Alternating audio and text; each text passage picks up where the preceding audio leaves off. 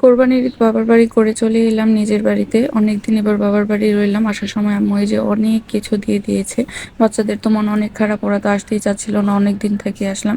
আর এখানে আম্মু এই যে খাবার রান্না করে দিয়েছে। বলছিলাম আজকে খাবার কিছু নেব না, শুধু খেয়ে যাব, এই কারণে রান্না করার সময় পাইনি। আর আমাদের গ্যাসেরও তো একটু প্রবলেম আছে। তো এখানে তাও আম্মু ভাত রান্না করেছে, ডিম ভোনা, নিচে কই মাছ ভাজা, আলু ভাজা, আর এখানে মরিচ বাটা আর কালো জিরা বাটা, এটা খালামণি বেটে দিয়েছে, আম্মু সব প্রিপেয়ার করে দিয়েছিল। আর এখানে এই যে বটি, আগের বটিটা আম্মু দিয়েছিল, এটার মাথাটা নষ্ট হয়ে গেছে, তাই এটা নতুন করে বানিয়ে দিয়েছে।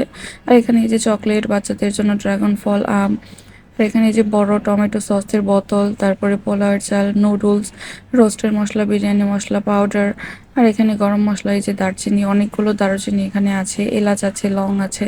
আর এখানে ফ্রেশ পানি, আমাদের এখানকার পানিটা খুব এত ভালো না, তাই বেশি করে আম্মু পানি দিয়ে দিয়েছে। আর এখানে কোরবানির গরুর মাংস দিয়েছে। কোরবানির গরুর মাংস আম্মু আমাদের জন্য 25 কেজি রেখেছিল, ওইখানে আমি একজনকে দিয়েছিলাম। আমাদের এখান থেকে আমি একটা প্যাকেট, আর একটা প্যাকেট, 2 প্যাকেট আরেকজনকে দিয়েছিলাম। বাকি এখানে সবগুলোই আছে, অনেকগুলো প্যাকেট, প্রায় এখানে 22 কেজির মতো গোস্ত হবে।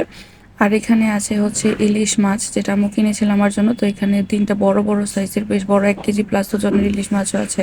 আরও এখানে কিছু মাছ ছিল। আমার ফ্রিজ অলরেডি ভর্তি, এইসব আমি যে কই রাখবো আমি জানি না, এই কারণে আম্মুকে দিতে না করছিলাম এত কিছু। তারপর আম্মু এই যে অনেক কিছু দিয়ে দিয়েছে। মাছগুলো কিন্তু অনেক বড় বড় সাইজের, আর ইলিশ মাছ আমি অনেক পছন্দ করি, আমি খেতে চেয়েছিলাম দেখি আম্মু কিনেছিল।